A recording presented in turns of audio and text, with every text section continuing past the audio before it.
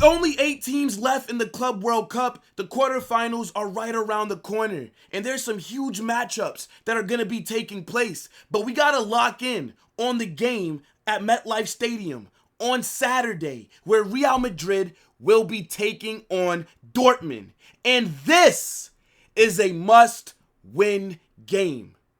You guys already know I'm taking this tournament very serious. The brand new version of the Club World Cup, the first of its kind. Every 4 years, this tournament will be taking place. And I would love for us to be the team that wins it with this new expanded version that we've seen this summer. It's a major trophy on the line. And this would be the perfect way for the Xabi Alonso era to get started at Real Madrid. Every single one of these games needs to be treated as if it's the final. Now, I'm very happy that we're going to be playing Dortmund because we've had some success against this team over the last few seasons. We played them in the UCL just this past season. We beat them in the Champions League final in the 23-24 season. So we have Dortmund's number, and they don't want to see us in a knockout stage game. And Xabi Alonso has been doing a very good job since he's come in. He's only been managing us for 2 weeks, and you see the improvements that he's made. Now, like I said, we've played Dortmund this season. We beat them 5-2. Imagine what we're going to do to them now that we have a manager that has a game plan, that has a style of play, that's going to make in-game adjustments. When we beat them, we were trash back then. It was individual brilliance. It was eyebrow raises and the power of friendship that got us through this game. You want to know what's crazy? I literally remember this match. At the Bernabeu, Dortmund came in and they were cooking us in that first half. I believe going into the second half, we were down 2-0. And then we absolutely blitzed them in that second half. 5 goals we scored. That was one of the best second half performances that I've seen from Real Madrid in a very long time.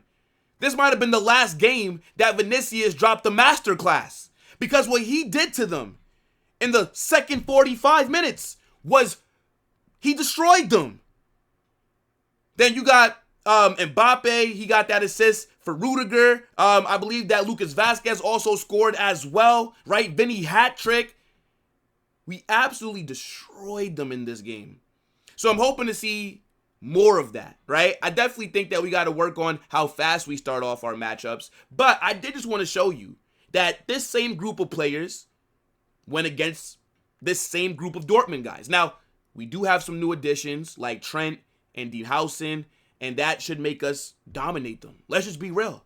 But we want to show you the last time that we played this team. Now, I need you guys to get in the comment section and let me know what you're saying for this matchup. You guys already know what we do on these match previews. We're going to talk about both teams. And then at the end, I will build the predicted 11 that I think Xabi Alonso is going to start in this game. Make sure you guys smash that like button, subscribe to the channel, and turn on those post notifications. Now, I do want to start off talking about Real Madrid. Obviously, we beat Juventus in the round of 16, 1-0. And I actually think that we played well.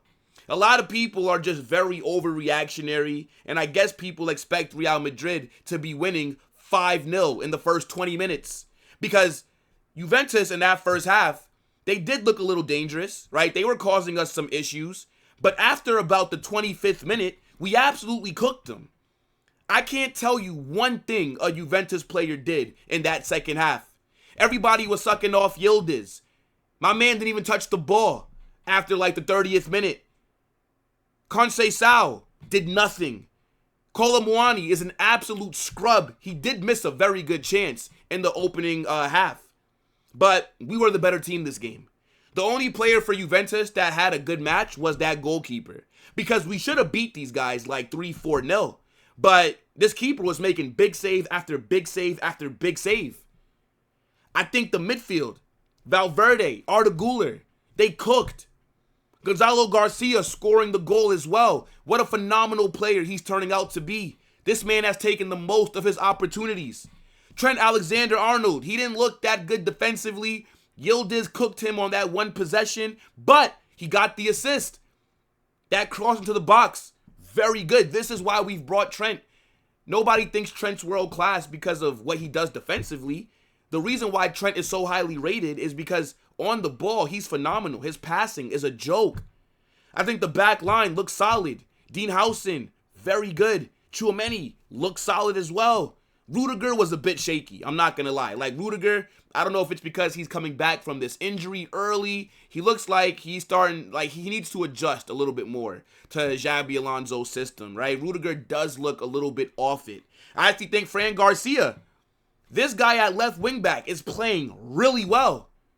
Like, we all knew Fran Garcia going forward, very good player. Defensively is where it gets shaky, but he's very good at overlapping. One of the best crossers of the ball that we have in the team. Gives Vinicius an outlet on that left wing. Gives the defense something else to think about. Fran Garcia as a left wing back. This guy might cook underneath Xabi Alonso. Vinicius was okay in this game. Didn't really do anything super impressive. Just decent performance. But just overall, right? How we started off this game against Juventus was not good. Opening 25 minutes, I was not happy at all. Then, after that, we just grew into it. And you can see, especially in that second half, Xabi Alonso made adjustments, right? You can tell that whatever tactics he's implemented into the team, it's working. Juventus did nothing for about, let's say, 70 minutes, 65 to 70 minutes of this game. We absolutely destroyed them. Don't let that 1-0 scoreline fool you. Their goalkeeper had an amazing performance, okay? Big save. Like, their goalkeeper was looking like prime Courtois. My man was looking like a mix of Gigi Buffon and fucking Manuel Neuer. You know, get me? So, look, people want to overreact, right, to the performance that we had in the first half, but I think a lot of people just need to relax. But let me know what you guys thought about Real Madrid's last game against Juventus, and how do you think it's going to affect us going forward? I think if we can continue to play like we did after about the 25th minute, we should be able to cook. But we have to start games a lot faster, right? This is the same thing that we saw this past season, where we start off games looking super sluggish, super slow. Xabi Alonso has to get that out the players, right? They still got some of that Carlo ball in them, okay? It's a new era here at Real Madrid. But let's look at the ops, right? Let's look at what Dortmund got going on. So they were in Group F, and they came top of their group, but their group was pretty weak, to be honest, right? Like, they came first. Fluminense came second. And, Fluminense, they did beat Inter Milan, so, look, fair enough. Sundowns came third, and Ulsan were fourth. So, a pretty easy group for Dortmund, and I think everybody would have expected them to top this group, right? Now, looking at their last game, they played Monterrey, right? They went against Sergio Ramos. And in that first half, Borussia Dortmund were cooking Monterrey. Like, Guirassy scored a brace very quickly. And the guy should have had a hat trick, but he was a bit wasteful with some of the chances that he got after he scored his second. And it looked like Dortmund were on their way to giving Monterrey a generational kind of beatdown. But then in the second half, Dortmund just capitulated. Like, they fell off a cliff. Monterrey, a team from Mexico, were running through Dortmund. They were absolutely cooking them. And Dortmund caught life a few times, right? Like, a goal got called off for offsides. We also saw Monterrey have some near misses. Like, Dortmund, they got away with it, right? So, that performance that I saw from Dortmund where they struggled, I definitely feel confident going against them, because if Monterrey can open them up like that, then what should my attack be able to do? Especially when we've been beating them recently anyways. Now, you guys know, I don't really rate Dortmund like that. I believe Dortmund are the equivalent of human traffickers, okay? They're not a serious club anymore, right? They're a big club historically, but nowadays, they're more interested in finding young kids with high potential and then selling them for profit. That's all that they care about. They don't care about winning. They don't care about competing. As long as they're in the Champions League and as long as they're selling their best players, they're happy, right? How can I rate a team that sells to their biggest rivals all the time? Dortmund are a huge reason why a lot of people don't rate the Bundesliga. Imagine you just selling all your best players to Bayern. That's like if Real Madrid were able to buy all of Barcelona's best players. Imagine us being able to go buy Lamine Yamal, Pedri, Alejandro Balde, and these guys. Nobody would take La Liga serious. Dortmund do not care about winning. Trust me, bro. They're more so concerned about just making profit. But let's look at what they got going on in terms of who's injured or suspended. So Jamie Gittins, the new Chelsea player, right? That deal was a here we go. They're saying that he's out due to illness. You also have Ozcan. They're saying that he has a knee injury. Emre Can is also injured. Slaughterback is not going to be available for this game. And then man like Job Bellingham. Look, we were all looking forward to a Bellingham family reunion, but this guy went and got a yellow card against Monterrey, so now he's suspended for this match. The guy is an idiot. I was actually looking forward to see how he would play against us, right? Because the storyline was pretty interesting. But here are the players that are out for Dortmund. So get in the comment section, right? Let me know what you guys are thinking about Dortmund during this tournament, and do you think that they actually have a chance against Real Madrid? Now let's get into the Real Madrid injury update. So the players that we will not have available, right? David Alaba is not back from injury. Endrick, he did come to America, right? He's traveled with the team for the knockout rounds. And I'm gonna be real. Look, Endrick, I think he's cooked. I think Gonzalo García has snatched his chain, right? Gonzalo García has been arguably our best attacking player throughout this tournament. And I just don't see where Endrick is going to get minutes now that we're in the knockout stages, where every game is a must win. I don't see where the minutes are going to come for this player. I mean, he is with the team, but he wasn't on the bench for the last game, and I don't think he'll be on the bench for this one. So, yeah, I think Endrick will remain out. Ferland Mendy is still dealing with his injury, but it doesn't really matter, right? Fran Garcia makes a lot more sense at left wing back than Mendy, right? Mendy going forward is not that good. But I think Mendy still does have a place in this team as a left-sided center back. I think that could be good for him. And then we got Camavinga, who's out as well, which sucks. Because I think Camavinga would cook with Xabi Alonso with how technically gifted this player is. But we're going to have to wait until La Liga, more than likely, to see Camavinga. So, look, here are the 4 players that we are not going to have available. So, just a quick update. But everybody else is back, is available. Now, let's get into my favorite part of every single match preview, and that is building the 11 that I think Xabi Alonso is going to put out there. Now, I'm going to say we stick with the back 5. I think that's still the formation that we've just looked the best in, right? And I'm trying to, let me see, 3. Well, it's a back 3 technically, but you guys know what I mean. Yeah, the 3-5-2. That's what I'm going with. Now, obviously, Courtois will be in goal. I think, this is why, Asensio is really messed up, man. Because Asensio was so shit in the opening 2 games that I don't think that Xabi Alonso trusts him. But Rudiger has looked shaky in this system so far. And I don't really know if Rudiger should start this game because Dortmund, they do have a lot of pace. They are going to press. They are going to try and win the ball back. They're going to look to play the ball over the top, right? And Adeyemi's going to be on that side and all these different things. I think Asensio should start, but at the same time, I think he's just going to go with Rudiger, right? A little bit more experience, to be honest. And, maybe, Rudiger is still just, a little bit knacked from the injury that he's recovering from. Now, in the middle, I think we're going to go Tchouaméni again, right? Tchouaméni, this guy's playing like this hybrid center back / DM role. Like on the ball, it's a back 3. When we're out of possession, he steps up into the midfield. It's working, right? Tchouaméni has been very good for us throughout this tournament. Long may that continue. Best DM in the world. I don't care. I don't want Rodri. I got Tchouaméni. Now, Dean Howson, I think, will be at the left side. Look, Howson has been our best defender this tournament, and it's not close.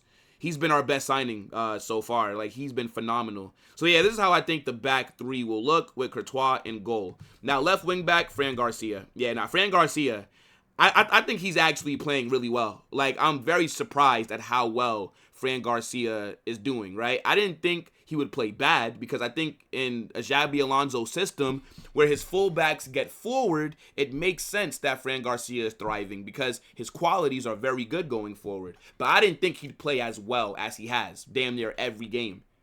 Like, Fran Garcia, I mean, he's taken advantage of his opportunities.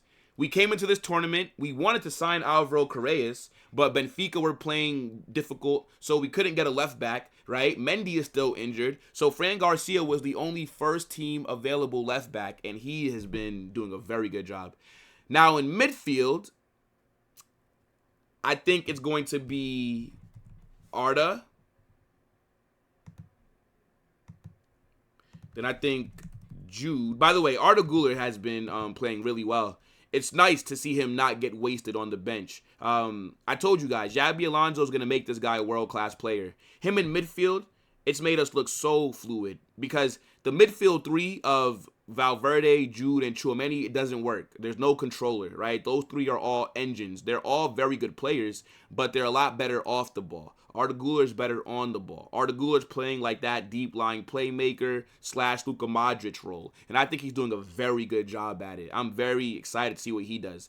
Jude, he's been solid this tournament. We all know that he's going to be getting that surgery on his shoulder, so we're going to be missing him. Once the tournament ends, he's going to be out for like 3 months. But Jude's been decent. Now, we got Valverde, who I think will be next to him in midfield. Look, Valverde is a monster. One of the best midfielders in the world, bro. Like, Valverde, I just can't talk enough about this guy. I absolutely love him. And then Trent.